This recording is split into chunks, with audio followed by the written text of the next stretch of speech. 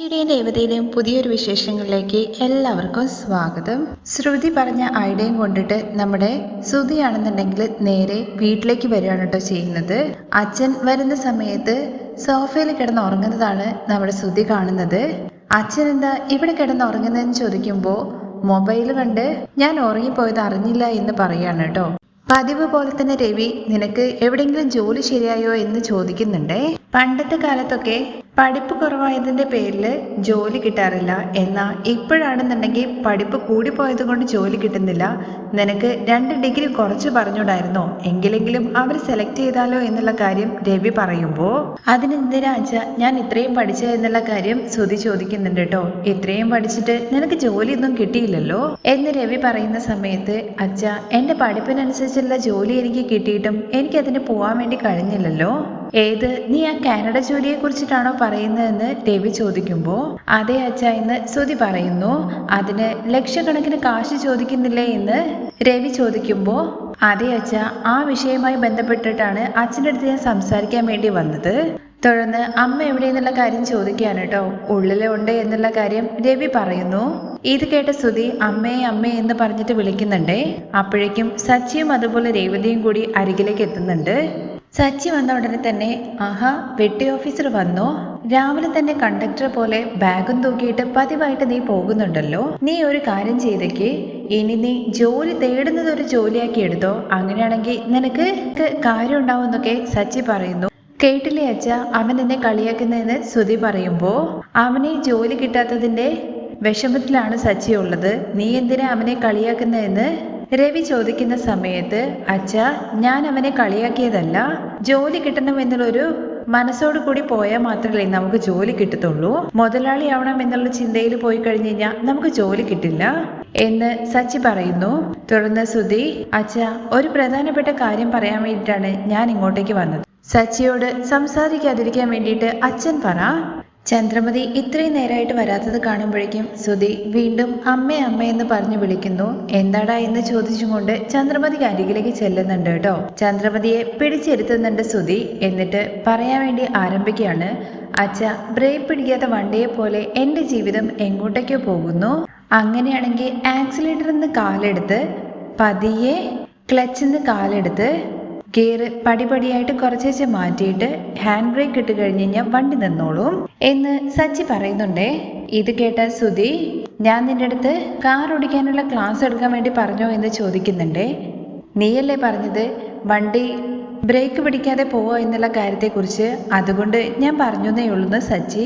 Break ഇല്ലാത്ത car നമുക്ക് നിർത്താൻ വേണ്ടി പറ്റും, പക്ഷേ ഈ ബ്രേക്ക് ഇല്ലാതെ വെറുതെ വെട്ടിയായിട്ട് നടക്കുന്ന നിന്നെ ഒരിക്കലും പിടിച്ചു നിർത്താൻ വേണ്ടി പറ്റില്ല. നീ ജീവിതാവസാനം വരെ ഇങ്ങനെ ചുറ്റിക്കറങ്ങിക്കൊണ്ടേയിരിക്കുമെന്ന് സച്ചി പറയുന്നു. എടാ ഞാൻ സീരിയസ് ആയിട്ട് സംസാരിക്കുക എന്ന് ശ്രുതി പറയുന്നുണ്ട്. ശ്രുതി ചുറ്റി വളയ്ക്കാതെ കാര്യത്തിലേക്ക് വരാൻ വേണ്ടിയിട്ട് രവിയും ഇനിയും ഇവിടെ ജോലി തേടി അലയുന്നതിൽ ഒരർത്ഥവും ഇല്ല. എനിക്കൊരു ജോലി കിട്ടിയിട്ടുണ്ട്, എൻ്റെ പഠിപ്പിനും അറിവിനും എല്ലാം ചേർന്നത്. ഞാൻ കാനഡ ജോലിക്ക് പോവാൻ ശ്രുതി പറയുന്നു. എന്താണ് നീ പറയുന്നത്, അമ്മയെ വിട്ടിട്ട് നീ അത്രയും ദൂരം പോവുകയാണോ എന്ന് ചന്ദ്രമതി ചോദിക്കുന്ന സമയത്ത് എൻ്റെ പഠിപ്പിന് ഈ നാട്ടിലമ്മയെ ജോലി കിട്ടില്ല. എന്തിനാണ് പഠിച്ച പഠിപ്പിനനുസരിച്ചുള്ള ജോലിക്ക് പോകണമെന്ന് വിചാരിക്കുന്നത്? ചെറിയ ജോലിയാണെന്നുണ്ടെങ്കിലും പടിപടിയായിട്ട് മുന്നേറിയിട്ട് വലിയ ജോലി ചെയ്തൂടെ എന്ന് രേവതി പറയുമ്പോൾ ചെറിയ ജോലി എന്ന് വെച്ചത് നീ എന്താ പൂക്കച്ചോടാണോ? നിനക്ക് എന്റെ ക്വാളിഫിക്കേഷൻ എന്താന്നുള്ള കാര്യം അറിയോ? ഇല്ലെങ്കിൽ പറഞ്ഞാൽ നിനക്ക് മനസ്സിലാവോ എന്നൊക്കെ രേവതിയുടെ അടുത്ത് ചോദ്യം ചോദിക്കുന്ന രീതിയിൽ ശ്രുതി പറയുന്നുണ്ട്. ഇത് കേട്ട ഉടനെ തന്നെ സച്ചി അത്രയ്ക്കും അറിവ് നിനക്കുണ്ടെന്നുണ്ടെങ്കിൽ പിന്നെ നിനക്ക് എന്താ ജോലി കിട്ടാതിരിക്കുന്നത്? പൂക്കെട്ടുന്ന ജോലി എന്ന് പറയുന്നത് അധ്വാനിച്ച് സമ്പാദിക്കുന്ന ജോലിയാണ്. നിന്റെ ശരീരം വളയത്തില്ലല്ലോ, അധ്വാനിക്കുന്നവരെ കുറിച്ചിട്ട് നിനക്ക് എങ്ങനെ അറിയാൻ വേണ്ടി കഴിയുക എന്നൊക്കെ സച്ചി പറയുന്നുണ്ട്. എനിക്ക് ആരുടെ അഡ്വൈസും കേൾക്കണ്ട, എനിക്ക് കാനഡ ജോലിക്ക് പോയേ പറ്റുള്ളൂ. അതിലൂടെ മാത്രമേ എനിക്ക് ഒരുപാട് സമ്പാദിക്കാനും കഴിയത്തുള്ളൂ. എന്നാൽ മാത്രമേ എനിക്ക് എൻ്റെ ഡ്രീം അച്ചീവ് ചെയ്യാൻ വേണ്ടി പറ്റത്തുള്ളൂ. ഇത് ശ്രുതിയുടെ ഉറച്ച തീരുമാനമാണെന്നുള്ള കാര്യം എല്ലാവരുടെ മുമ്പിലും പറയുകയാണ് കേട്ടോ. ഇത് കേട്ട ഉടനെ തന്നെ നമ്മുടെ സച്ചി പറയുന്നുണ്ട്. അച്ഛ ഇവൻ ഇത്രയും ഉറച്ചൊരു കാര്യം പറയുന്നുണ്ടെന്നുണ്ടെങ്കിൽ അവൻ വേറെ എന്തിനോ അടുക്കലിടുകയാണ്. സച്ചി പറയുന്നു. ഇവൻ സംസാരിക്കുന്നതിനിടയ്ക്ക് എന്തിനാ സച്ചി ഇങ്ങനെ കുറുകെ സംസാരിക്കുന്നത്? ഇങ്ങനെ സംസാരിച്ചിട്ടാണ് വർഷയും ശ്രീകാന്തിനെയും ഇവിടുന്ന് ഓടിച്ചു വിട്ടത്. ചിലറ്റിങ്ങള് ഇവിടെ ദണ്ഡത്തിന് വേണ്ടിയിട്ട് ഉണ്ട് എന്നുള്ള കാര്യം പറയാണ് കേട്ടോ ചന്ദ്ര. അമ്മ എന്തിനാ എല്ലാത്തിനും എന്നെ ഇങ്ങനെ ഇതിലേക്ക് ഉൾപ്പെടുത്തുന്നത്? മണ്ഡപത്തിൽ വെച്ച് എല്ലാവരും കൂടി ചേർന്നിട്ട് എന്നെ കള്ളിയാക്കി. അതിനെ കുറിച്ചിട്ട് അമ്മയ്ക്ക് ഒന്നും പറയാനുണ്ടായിരുന്നില്ല. എന്നാ സച്ചിയേട്ടൻ ഇങ്ങനെ എന്നെ ഒഴിവാക്കി സംസാരിക്കാൻ വേണ്ടി പറ്റത്തില്ലല്ലോ. വർഷയുടെ അച്ഛന്റെ സംസാരത്തിന് 1-2 അടിയോട് കൂടിയിട്ട് സച്ചിയേട്ടൻ വെറുതെ വിട്ടല്ലോ. അതോർത്തിട്ട് സമാധാനിച്ചോളൂ. പണ്ടത്തെ പോലെ ആയിരുന്നെങ്കിൽ സച്ചിയേട്ടൻ ഉറപ്പായിട്ട് അവരുടെ കയ്യോ കാലോ ഒടിക്കുമായിരുന്നു എന്ന് രേവതി പറയുമ്പോ, കേട്ടില്ലേ, ഇവളിങ്ങനെ പറഞ്ഞിട്ടാണ് ഇവനിങ്ങനെ പിരികേറ്റി വിടുന്നത്. ഇവളിങ്ങനെ പറയുമ്പോഴേക്കും സാറിനാണെന്നുണ്ടെങ്കിൽ ഹീറോന്റെ ഒരു നടിപ്പും വരും, എല്ലാവരും പിടിച്ച് അടിക്കുകയും ചെയ്യും എന്ന് ചന്ദ്രപന്തി പറയുന്നു. തുടർന്ന് സച്ചി, അച്ഛ, ഞാൻ ഹീറോയോ വില്ലനോ ഒന്നുമല്ല. ഞാൻ എന്റെ സ്വന്തം കാര്യം നോക്കി ജീവിക്കുന്നവരാണ്. എനിക്ക് തെറ്റ് എന്ന് തോന്നുന്ന കാര്യങ്ങൾ ഞാൻ തട്ടി ചോദിക്കുക തന്നെ ചെയ്യും. സച്ചിയുടെയും ചന്ദ്രപതിയുടെ സംസാരം കേൾക്കുമ്പോഴേക്കും ശ്രുതി പറയുന്നുണ്ട്, ഞാനിപ്പോ എന്റെ കാര്യത്തെക്കുറിച്ചാണ് സംസാരിക്കുന്നത് എന്നുള്ള കാര്യം. അത് നീ ആദ്യം നിന്റെ അമ്മയുടെ അടുത്ത് പറ. അവരാണ് ആടിമാസത്തിലെ ഓഫർ പറയുന്നത് പോലെ ഇത് തന്നെ ഇങ്ങനെ പറഞ്ഞുകൊണ്ടിരിക്കുന്നത്. തുടർന്ന് രവി ചന്ദ്രയുടെ അടുത്തും സച്ചിയുടെ അടുത്തുമായിട്ട് പറയുന്നുണ്ട്, ആദ്യം നിങ്ങൾ രണ്ടുപേരൊന്നും മിണ്ടാതിരിക്കെ. ശ്രുതി, ഇനി എന്താന്ന് വെച്ചാൽ നിന്റെ പ്ലാൻ എന്ന് വെച്ചാൽ പറ. ഞാൻ കാനഡ ജോലിക്ക് പോയി കഴിഞ്ഞ് കഴിഞ്ഞാൽ എനിക്ക് ലാക്സിൽ സമ്പാദിക്കാൻ വേണ്ടി പറ്റും. അതിനു വേണ്ടിയിട്ട് 14 ലക്ഷം രൂപയാണ് എനിക്ക് ആവശ്യമായിട്ടുള്ളത്. അത് ഏർപ്പാടാക്കാനുള്ള വഴി നിങ്ങൾ ചെയ്തു തന്നാൽ എന്നുള്ള കാര്യം ചന്ദ്രയുടെ അടുത്ത് പറയുമ്പോഴേക്കും ചന്ദ്ര ചോദിക്കുന്നുണ്ട്, അതിനു വേണ്ടിയിട്ട് ഞാൻ എന്ത് ചെയ്തു തരാനാ ശ്രുതി? ശ്രുതിയുടെ ചോദ്യം കേട്ട് കഴിഞ്ഞാൽ അമ്മ എന്താ ബാങ്ക് വെച്ച് നടത്തുന്നത് പോലെ ഉണ്ടല്ലോ എന്ന് സച്ചി പറയുകയാണേ. 14 ലക്ഷം രൂപ എങ്ങനെയാണ് ചന്ദ്ര നിനക്ക് തരാൻ വേണ്ടി പോകുന്നത്? അവളുടെ കയ്യിൽ എവിടെ അത്രയും പണം എന്നുള്ള കാര്യം രവി ചോദിക്കുമ്പോൾ, അമ്മ മനസ്സ് വെച്ച് കഴിഞ്ഞ് കഴിഞ്ഞാൽ കിട്ടും, അമ്മ തരണമെന്ന് വിചാരിച്ചാൽ മതി എന്നൊക്കെ പറയുമ്പോഴേക്കും, ശരി, നിന്റെ അമ്മ തരണമെന്ന് തന്നെ വിചാരിച്ചു, പക്ഷെ പൈസ എന്താ ആകാശത്തുനിന്ന് വരുമോ?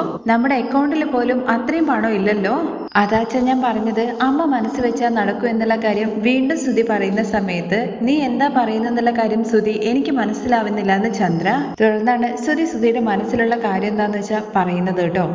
അമ്മേ, ഈ വീടുണ്ടല്ലോ, അത് വെച്ചിട്ട് അമ്മയ്ക്ക് പണം തരാൻ വേണ്ടി പറ്റില്ലേ എന്നുള്ള കാര്യം ചോദിക്കുകയാണേ. ഓഹോ, അപ്പോ ഇതിനായിരുന്നു അല്ലേ നീ ഇത്രയും ചുറ്റി വളഞ്ഞ് പറഞ്ഞുകൊണ്ടിരുന്നുണ്ടായിരുന്നത്? നീ 50 ലക്ഷം രൂപ അച്ഛൻ്റെ അടുത്ത് മുങ്ങിയവരാണ്. ഇതുവരെ നിന്റെ കണ്ണ് എന്താ വീട്ടിൽ പെടാതിരുന്നേ എന്നുള്ള കാര്യത്തെക്കുറിച്ച് ഞാൻ പല തവണ ചിന്തിച്ചിട്ടുണ്ടായിരുന്നു. വീട് പണയം വെച്ചിട്ട് പണം മേടിച്ച എന്താ പ്രശ്നം എന്നുള്ള കാര്യം ചോദിക്കുന്നുണ്ടേ. വീടുള്ള സമയത്ത് എന്തിനാ വെറുതെ ഞാൻ അവിടെ ഇവിടെയൊക്കെ പോയിട്ട് അലയുന്നതെന്നൊക്കെ ചോദിക്കുമ്പോഴേക്കും രവി പറയുന്നുണ്ട്, ഓൾറെഡി സച്ചിക്ക് കാറ് മേടിക്കാൻ വേണ്ടിയിട്ട് ഈ വീടിന്റെ ആധാരം പണയം വെച്ചത് നിനക്ക് അറിയില്ലെന്ന് ചോദിക്കുമ്പോൾ, അറിയാച്ച, അതിന് ഒരു 14 ലക്ഷം രൂപ കൂടി ടോപ്പ് അപ്പ് ചെയ്താൽ മതി എന്ന് പറയാണ് കേട്ടോ. ശ്രുതി അത് എത്ര സിമ്പിൾ ആയിട്ടാണെന്ന് അറിയോ പറയുന്നത്. ആ സംസാരം കേൾക്കുമ്പോൾ നമ്മുടെ സച്ചി കണ്ടില്ലേ, മൊബൈലിൽ റീചാർജ് ചെയ്ത് ടോപ്പ് അപ്പ് ചെയ്യുന്നത് പോലെ അവൻ സിമ്പിൾ ആയിട്ട് പറയുന്നത്. സച്ചിയുടെ കളിയാക്കൽ കേൾക്കുമ്പോഴേക്കും, ഞാൻ എൻ്റെ ഫ്യൂച്ചറിനെ കുറിച്ചിട്ടാണ് സംസാരിക്കുന്നത്, നീ ഇടങ്കോലിടരുത് എന്നുള്ള കാര്യം പറയുമ്പോൾ, അറിയാം ഇതിന്റെ റെസ്പോൺസ് എന്തായിരിക്കും എന്നുള്ള കാര്യം അറിയാൻ വേണ്ടിയിട്ട് ഞാനും ഭയങ്കര ആകാംക്ഷയോട് കൂടി തന്നെയാണ് ഇരിക്കുന്നത്. കാരണം വേറൊന്നുമല്ല, ശ്രുതി എന്ത് പറഞ്ഞു കഴിഞ്ഞു കഴിഞ്ഞാലും ചന്ദ്രപതി അത് അപ്പാടെ തന്നെ ചെയ്തു കൊടുക്കുമല്ലോ. ഇതിൽ ചന്ദ്രപതിയുടെ തീരുമാനം എന്താന്നുള്ള കാര്യം അറിയാൻ വേണ്ടിയിട്ട് സച്ചിയും അതുപോലെ രവിയൊക്കെ ആകാംക്ഷയോട് കൂടി തന്നെയാണ് കേട്ടോ കാത്തിരിക്കുന്നത്. ഈ കാര്യത്തിൽ തീരുമാനം എടുക്കേണ്ടത് ചന്ദ്ര മാത്രമാണല്ലോ. അതുകൊണ്ട് വീണ്ടും അമ്മയ്ക്ക് അരികിലേക്ക് ചെന്നിരുന്ന് അമ്മയുടെ കാല് പിടിക്കുന്ന രീതിയിൽ ശ്രുതി പറയുന്നുണ്ട് കേട്ടോ. അമ്മേ, എനിക്ക് 14 ലക്ഷം രൂപയും കൂടി തരുവാണെന്നുണ്ടെങ്കിൽ ഞാൻ കാനഡയിൽ പോയിട്ട് സമ്പാദിച്ചിട്ട് പണം തിരികെ തരുമെന്ന് പറയണേ. ആര്, നീയോ? കാനഡയിൽ പോയ പോക്കും പോയി നീ ആ വഴിയെ മുങ്ങുന്നുള്ള കാര്യം ഉറപ്പാന്ന് പറയാണ്. ഓൾറെഡി 50 ലക്ഷം രൂപ എടുത്ത് മുങ്ങിയതല്ലേ എന്ന് പറയുമ്പോഴേക്കും, ഞാൻ മുന്നേ മേടിച്ച പണവും ഇപ്പം മേടിക്കുന്ന പണം എല്ലാം ഞാൻ അമ്മയെ തിരിച്ചു തരുന്നൊക്കെ ശ്രുതി ഭയങ്കര ഉറപ്പോടുകൂടി പറയാണ് കേട്ടോ. ശ്രുതിയുടെ സംസാരം കേൾക്കുമ്പോൾ രവി ചോദിക്കുന്നുണ്ട്, ഇതൊക്കെ നടക്കുന്ന കാര്യം തന്നെയാണ് ശ്രുതി? ഈ നാട്ടിൽ തന്നെ നീ ഒരു ജോലിക്ക് 1 മാസത്തിൽ കൂടുതൽ പോയിട്ടില്ല. അങ്ങനത്തെ നീയാണോ കാനഡയിൽ പോകാൻ വേണ്ടി പോകുന്നതെന്നൊക്കെ രവി ചോദിക്കുമ്പോൾ, ഉറപ്പായിട്ടും അച്ഛൻ ഞാൻ അവിടെ പോകുകയും, കാരണം എൻ്റെ ക്വാളിഫിക്കേഷൻ അനുസരിച്ചിട്ടുള്ള ജോലിയെ കിട്ടിയത്, അതുകൊണ്ട് എനിക്ക് പിടിച്ചു നിൽക്കാൻ വേണ്ടി പറ്റുമെന്നുള്ള വിശ്വാസം ഉണ്ടെന്നൊക്കെ നമ്മുടെ ശ്രുതി പറയുന്നുണ്ട്. അങ്ങനെ ഈ സംസാരത്തിന്റെ ഇടയ്ക്കാണ് ശ്രുതി അങ്ങോട്ടേക്ക് വരുന്നത്. എല്ലാവരും എന്തിനെ കുറിച്ചാണ് സംസാരിക്കുന്നത് എന്നുള്ള കാര്യം പറയുമ്പോഴേക്കും കാനഡയിൽ പോകാനുള്ള ശ്രുതിയുടെ തീരുമാനം, അതുപോലെ തന്നെ ആധാരം പണയം വെച്ചിട്ട് 14 ലക്ഷം രൂപ മേടിക്കാനുള്ള പദ്ധതിയെ കുറിച്ചിട്ടൊക്കെ നമ്മുടെ ശ്രുതിയുടെ മനസ്സിലുണ്ട് എന്നുള്ള കാര്യം ശ്രുതിയുടെ അടുത്ത് രേവതിയാണ് കേട്ടോ പറയുന്നത്. രേവതിയുടെ സംസാരം കേൾക്കുമ്പോഴേക്കും ശ്രുതി പറയുന്നുണ്ട് ഈ ഐഡിയ പറഞ്ഞു തന്നത് തന്നെ ശ്രുതിയാണ് എന്നുള്ള കാര്യം കേട്ടോ. അപ്പോഴേക്കും ചന്ദ്രമതി ശ്രുതി ഒരു നോട്ടം നോക്കുന്നുണ്ട്. ആ നോട്ടം കാണുമ്പോഴേക്കും ശ്രുതി പറയുന്നുണ്ട് ആന്റിക്ക് അറിയാലോ, ഞാൻ ഇപ്പൊ അത്രയും പണം കൊടുക്കുന്ന ഒരു സിറ്റുവേഷനിലല്ല. ശ്രുതിക്ക് ഉടനെ തന്നെ പണം വേണമെന്നുള്ള കാര്യത്തെക്കുറിച്ച് പറഞ്ഞു. അതുകൊണ്ട് ഇങ്ങനെ ഒരു ഓപ്ഷൻ ഉണ്ട് എന്നുള്ള കാര്യം ഞാൻ സൂചിപ്പിച്ചതേയുള്ളൂ. തുടർന്ന് ശ്രുതി വീണ്ടും അമ്മയുടെ കൈ പിടിച്ചിട്ട് പറയുന്നുണ്ട്, അമ്മ എനിക്ക് ഈ ആധാരം പണയം വെച്ച് 14 ലക്ഷം രൂപയും കൂടി എടുത്ത് തന്നാൽ എന്ന് പറഞ്ഞ് മുഴുവനാക്കുന്നതിന് മുമ്പ് കൈ അങ്ങ് തട്ടി മാറ്റിയിട്ട് അങ്ങനെ ഈ വീടും കൂടി നിനക്ക് തന്നിട്ട് ഞങ്ങളെല്ലാവരും കൂടി നടുത്തെരുവിൽ പോയി നിൽക്കണം എന്നാണ് നീ പറയുന്നത്. ഇത് കേൾക്കുമ്പോഴേക്കും ശ്രുതിയാണെങ്കിൽ ഇരുന്നിടത്ത് എണീറ്റിട്ട് അങ്ങ് മാറി നിൽക്കുവാണ് പേടിച്ചിട്ട്. അമ്മ എന്താ ഇങ്ങനെയൊക്കെ പറയുന്നതെന്ന് ശ്രുതി ഭയങ്കര ദയനീയമായിട്ട് ചോദിക്കുന്നുണ്ട് കേട്ടോ. പിന്നെ ഞാൻ എന്താടാ പറയേണ്ടത്? ഞാൻ വരണമെന്ന് വിചാരിക്കുന്നത് നടക്കണമെന്ന് വിചാരിക്കുന്ന കാര്യങ്ങളൊന്നും വരുന്നില്ല. ഈ വീട് മാത്രമേ എനിക്കുള്ളൂ. ഇത് എൻ്റെ അച്ഛൻ എനിക്ക് വേണ്ടി തന്നതാണ്. ഇതും കൂടി നിനക്ക് തന്നിട്ട് ഞങ്ങളെല്ലാവരും കൂടി പ്ലാറ്റ്ഫോമിൽ പോയി കിടക്കണമെന്നാണോ നീ പറയുന്നത്? ചന്ദ്രമതി ഇങ്ങനെ കലി തുള്ളുന്നത് പോലെ സംസാരിക്കുന്ന കേൾക്കുമ്പോഴേക്കും സച്ചിയും രേവതിയും അതുപോലെ രവിയൊക്കെ ഇങ്ങനെ നോക്കി നിൽക്കുകയാണെ തുറിച്ച്. അമ്മ എന്താ ഇങ്ങനെ സംസാരിക്കുന്നത്? എല്ലാ കാര്യത്തിലും അമ്മ എന്നെ സപ്പോർട്ട് ചെയ്ത് സംസാരിക്കുന്നതല്ലേ എന്നുള്ള കാര്യം ശ്രുതി ചോദിക്കുമ്പോൾ ഈ കാര്യത്തിൽ എനിക്ക് ഒരിക്കലും അങ്ങനെ ചെയ്യാൻ വേണ്ടി പറ്റത്തില്ല. നീ പഠിച്ചിട്ടുണ്ടല്ലോ, കാനഡയിൽ പോയിട്ട് നിനക്ക് അത്രയ്ക്കൊന്നും സമ്പാദിക്കാൻ വേണ്ടി പറ്റില്ലെങ്കിലും നിനക്ക് ഇവിടെ എന്താണോ സമ്പാദിക്കാൻ വേണ്ടി പറ്റുക അത് സമ്പാദിച്ചാൽ മതി. ചന്ദ്രമതിയുടെ സംസാരം കേൾക്കുമ്പോഴേക്കും ഇത് സത്യം തന്നെയാണോ എന്നുള്ള കാര്യം രേവതിയുടെ അടുത്ത് ചോദിക്കുകയാണേ. ഞാൻ രേവതി സ്വപ്നം കാണുമൊന്നുമല്ലല്ലോ, സത്യം തന്നെയാണോ എന്ന് ചോദിക്കുമ്പോൾ രേവതി ഒരു നുള്ളുവാണേ. ആ ശരിയാ, സത്യം തന്നെയാണ്.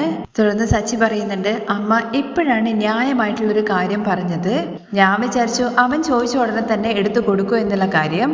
പക്ഷേ അമ്മ നെറ്റിയിലടിച്ച് പതിപ്പിച്ചതുപോലെ പറഞ്ഞു. കേട്ടില്ലേടാ ശ്രുതി എന്നുള്ള കാര്യം പറയണേ സച്ചി. ഇവിടെ തന്നെ സമ്പാദിച്ച് നീ കൊടുത്തു തീർക്കാനുള്ള കടങ്ങളെല്ലാം കൊടുത്തു തീർത്തിട്ട് നിന്റെ ശമ്പളത്തിൽ നിനക്ക് എവിടെ വേണമെങ്കിലും പോക്കോ. അമ്മ ഇങ്ങനെ പറയുന്നത് ഞാൻ ഒട്ടും വിചാരിച്ചില്ല എന്നുള്ള കാര്യം ശ്രുതി പറയുമ്പോൾ ഈ കാര്യത്തിൽ ഞാൻ ഇങ്ങനൊരു തീരുമാനം മാത്രമേ എടുക്കുള്ളൂ. നിനക്ക് വേണ്ടിയിട്ട് ഒരുപാട് കാര്യങ്ങൾ ഞാൻ ചെയ്തിട്ടുണ്ട്. ഇനി ഈ വിഷയത്തിൽ മാത്രം എൻ്റെ തീരുമാനം ഞാൻ ഒരിക്കലും മാറ്റില്ല. എൻ്റെ അച്ഛൻ അവസാനമായിട്ട് എനിക്ക് എഴുതി തന്ന വീടാണിത്. എൻ്റെ അച്ഛൻ്റെ ആത്മാവ് ഇവിടെ തന്നെ ഉണ്ട് എന്നുള്ള കാര്യം പറയുമ്പോഴേക്കും നമ്മുടെ സച്ചി കോമഡി ആക്കാണ് കേട്ടോ.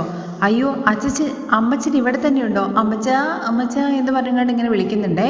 പക്ഷേ രവി എടാ എന്ന് പറഞ്ഞ് വിളിക്കുമ്പോഴേക്കും സച്ചി അടങ്ങുന്നുണ്ടേ. അമ്മ എനിക്ക് വേണ്ടിയിട്ട് ഒന്നുകൂടി ഒന്ന് ആലോചിച്ച് നോക്കൂ എന്ന് ശ്രുതി വീണ്ടും പറയുന്നുണ്ട് കേട്ടോ. അപ്പോഴേക്കും ശ്രുതിയെ സപ്പോർട്ട് ചെയ്യുന്ന രീതിയിൽ ആന്റി ശ്രുതി ചോദിക്കുന്നതല്ലേ എന്നുള്ള കാര്യം ചോദിക്കുകയാണേ. ഇത് കേൾക്കുമ്പോഴേക്കും കാലി തുള്ളിയിട്ട് ശ്രുതിക്ക് അരികിലേക്ക് ചെല്ലുന്നുണ്ട് കേട്ടോ ചന്ദ്ര. അങ്ങനെ അവൻ ചോദിക്കുന്നുണ്ടെങ്കിൽ നിന്റെ അച്ഛൻ്റെ അടുത്ത് മേടിച്ചു കൊടുക്ക്. ആന്റി എന്താ ഇങ്ങനെ പറയുന്നത്? അച്ഛൻ്റെ അവസ്ഥ ആന്റിക്ക് അറിയില്ല എന്നുള്ള കാര്യം ചോദിക്കുമ്പോൾ അങ്ങനെയാണെങ്കിൽ അവർ പുറത്തു വന്നതിന് ശേഷം മേടിച്ചു കൊടുക്ക്. ഈ വീടിന്റെ ആധാരം വെച്ചിട്ട് ഇനി 1 രൂപ പോലും ഞാൻ ആർക്കും മേടിച്ചു തരില്ല. ഉടനെ തന്നെ ഈ നാട്ടിൽ നീ എന്തെങ്കിലും ജോലി നോക്കിക്കൊള്ളണം എന്നൊക്കെ ശ്രുതിയുടെ അടുത്ത് പറയാണേ. ഇന്നാണ് ചന്ദ്രൻ നീ നല്ലൊരു അമ്മയായിട്ട് സംസാരിച്ചത്. ഇത് കേൾക്കുമ്പോൾ ശരിക്കും എനിക്ക് അഭിമാനം തന്നെയാണ് ചന്ദ്രയെ തോന്നുന്നത്. നീ ആരംഭം മുതൽ ഇതേ രീതി സംസാരിച്ചിട്ടുണ്ടായിരുന്നെങ്കിൽ ഇന്ന് അവൻ എന്തെങ്കിലും ഒരു ജോലിയിൽ കയറിയേനെ. നീയാണ് ഈ അവസ്ഥയിലേക്ക് അവൻ ആക്കിയത് തന്നെ. ഇത്രയൊക്കെ പറഞ്ഞിട്ടും നമ്മുടെ ശ്രുതി വീണ്ടും അമ്മ ഈ ഒരു തവണത്തേക്ക് മാത്രം തന്നായിരുന്നെങ്കിൽ എന്ന് പറഞ്ഞ് തുടങ്ങുമ്പോഴേക്കും അതല്ല ഞാൻ പറഞ്ഞത്, ഇനി വീടിന്റെ ആധാരം ചോദിച്ചും കൊണ്ട് നീ എന്റെ കൺമുമ്പിൽ പോയി വന്ന് നിൽക്കരുത് എന്ന് പറഞ്ഞ് കല്ല് തുള്ളിയിട്ട് ചന്ദ്ര അവിടുന്ന് പോവാണ് കേട്ടോ. ഇത് കഴിഞ്ഞ് സച്ചി പറയുന്നുണ്ട് കേട്ടോ, നീ എപ്പോഴും അമ്മയുടെ സംസാരം കേട്ട് ജീവിക്കുന്ന മകനല്ലേ, ഇത്തവണെങ്കിലും അമ്മ പറയുന്നതൊന്നും നീ കേൾക്കാൻ നോക്കുക എന്ന് പറഞ്ഞ് സച്ചി പോവാണ് കേട്ടോ. അവസാനമായിട്ട് രവിയും പറയുന്നുണ്ട്, ശ്രുതി വലിയ ജോലിക്കൊന്നും പോകണം എന്നുള്ള കാര്യം പറയുന്നില്ല, പക്ഷേ സമ്പാദിച്ച് കിട്ടുന്ന ചെറിയൊരു ജോലിയാണെന്നുണ്ടെങ്കിലും അതിന് നീ പോയിക്കോ എന്ന് പറയാണ്. അങ്ങനെ ശ്രുതിയും ആകെ നാണം കെട്ട് നിൽക്കുവാണ് കേട്ടോ. ഇത്രയൊക്കെ ആയിട്ടും നമ്മുടെ ശ്രുതിയുടെ കാനഡ പ്ലാന് സ്റ്റോപ്പ് ചെയ്തിട്ടൊന്നുമില്ല കേട്ടോ. അതിനെക്കുറിച്ച് തന്നെയാണ് ചിന്ത. പിറ്റേ ദിവസം പാർക്കിൽ പോയിട്ടും ഇതേക്കുറിച്ച് തന്നെ ചിന്തിച്ചുകൊണ്ടിരിക്കുകയാണ്. ചിന്തിക്കുക മാത്രമല്ല നമ്മുടെ പാർക്കിലെ ഫ്രണ്ടിന്റെ അടുത്ത് വരാൻ വേണ്ടി പറയുന്നുണ്ട് കേട്ടോ. എന്നിട്ട് വീട്ടിൽ നടന്ന സംഭവങ്ങളെ കുറിച്ചും 14 ലക്ഷം രൂപ ഉടനെ അയാൾക്ക് തരാൻ വേണ്ടി പറ്റുമെന്നുള്ള കാര്യം ചോദിക്കുകയാണേ. 14 ലക്ഷം രൂപ ഉണ്ടെന്നുണ്ടെങ്കിൽ ഞാൻ ഇങ്ങനെ പലിശയ്ക്ക് കൊടുക്കുമോ? അത് ബാങ്കിലിട്ടിട്ട് അതിന്റെ പലിശ മേടിച്ച് തിന്നാൽ പോരെ എനിക്കെന്നൊക്കെ അദ്ദേഹം ചോദിക്കുകയാണ്. എന്തായാലും നിന്റെ കാര്യങ്ങളൊക്കെ നടക്കണ്ടേ, അതിന് ഒരു വഴിയുണ്ടെന്ന് പറഞ്ഞിട്ട് നമുക്ക് പോയിട്ട് ഒരു സ്വാമിജിയെ കാണാം എന്ന് പറയാൻ കേട്ടോ. അവൻ വിളിക്കുന്നത് പ്രകാരം തന്നെ സ്വാമിജിക്ക് അരികിലേക്ക് ചെല്ലുവാണ് നമ്മുടെ ശ്രുതി. അവിടെ ചെന്ന് പതിവ് പോലെ തന്നെ ഇന്റർവ്യൂവേഴ്സിന് ഇന്റർവ്യൂ എടുക്കുന്ന രീതിയിൽ സ്വാമിയുടെ അടുത്താണെന്നുണ്ടെങ്കിൽ ഇദ്ദേഹത്തിന് എത്ര വർഷത്തെ എക്സ്പീരിയൻസ് ഉണ്ട് ഈ ഫീൽഡിൽ എന്നുള്ള കാര്യങ്ങളെ കുറിച്ചൊക്കെ ചോദിക്കുന്നുണ്ട്. അത് മാത്രമല്ല അദ്ദേഹം പറയുന്ന പരിഹാരം ചെയ്തു കഴിഞ്ഞു കഴിഞ്ഞാൽ ലക്ഷാധിപതി ആവും എന്നുള്ള കാര്യത്തെക്കുറിച്ച് പറഞ്ഞിട്ടാണ് കൂട്ടിക്കൊണ്ടുപോയത്.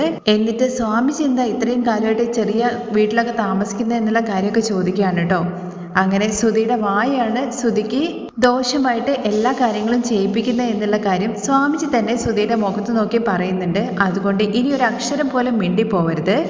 നിനക്ക് 14 ലക്ഷം രൂപയുമായിട്ട് കാനഡയിലേക്ക് പോകാനല്ലേ നിന്റെ ഉദ്ദേശം? നിനക്ക് ലക്ഷാധിപതി ആവണമെന്നുണ്ടെങ്കിൽ ഞാൻ പറയുന്ന പരിഹാരം ചെയ്യണമെന്ന് അദ്ദേഹം പറയാണ്. എന്നിട്ട് ഒരു ദിവസം രാവിലെ മുതൽ വൈകിട്ട് 6 മണി വരെ അമ്പലത്തിന്റെ നടയിൽ പോയിട്ട് പിച്ച എടുക്കാൻ വേണ്ടി പറയാൻ കേട്ടോ. ഇത് കേൾക്കുമ്പോൾ ശ്രുതി ചെയ്യില്ല എന്നുള്ള മട്ടിലൊക്കെയാണ് കേട്ടോ. പക്ഷെ ശ്രുതിക്ക് ലക്ഷാധിപതി ആവണം, ശ്രുതിയുടെ കാനഡ പ്ലാൻ നടക്കണമെന്നുണ്ടെങ്കിൽ നീ ഈ പരിഹാരം ചെയ്യണം എന്ന് പറഞ്ഞിട്ട് ആ പാർക്കിൽ ഫ്രണ്ട് നിർബന്ധിക്കുന്ന സമയത്ത് ശ്രുതി എല്ലാത്തിനും ഓക്കെ പറയാണ് കേട്ടോ. അങ്ങനെ ശ്രുതിയെ കൂട്ടിക്കൊണ്ട് പോയിട്ട് നമ്മുടെ സച്ചി രേവതിയെ എടുത്തുകൊണ്ട് പോയിട്ട് ഒരമ്പലത്തിൽ പോയിട്ടുണ്ടായിരുന്നല്ലോ. ആ അമ്പലനടയിലാണ് കേട്ടോ നമ്മുടെ ശ്രുതിയെയും കൊണ്ടുപോയിട്ട് ഇരുത്തുന്നത്. ശ്രുതിയെ അവിടെ കൊണ്ടിരുത്തുന്നത് തന്നെ പിച്ചക്കാരന്റെ വേഷം കെട്ടിയിട്ടാണ്. അങ്ങനെ ശ്രുതി പിച്ച എടുക്കുകയാണ് കേട്ടോ ചെയ്യുന്നത്. ശ്രുതി പിച്ച എടുത്ത് കുറച്ച് സമയം കഴിയുമ്പോഴേക്കും നമ്മുടെ രേവതി ആ അമ്പലത്തിലേക്ക് വരികയും ശ്രുതിയെ അവിടെ വെച്ച് കാണുകയും ചെയ്യുന്നുണ്ട് കേട്ടോ. ബാക്കിയുള്ള വിശേഷങ്ങൾ കേൾക്കാൻ താല്പര്യമുണ്ടെന്നുണ്ടെങ്കിൽ നെക്സ്റ്റ് എപ്പിസോഡിൽ കമൻറ്റ് ചെയ്യണേ. താങ്ക്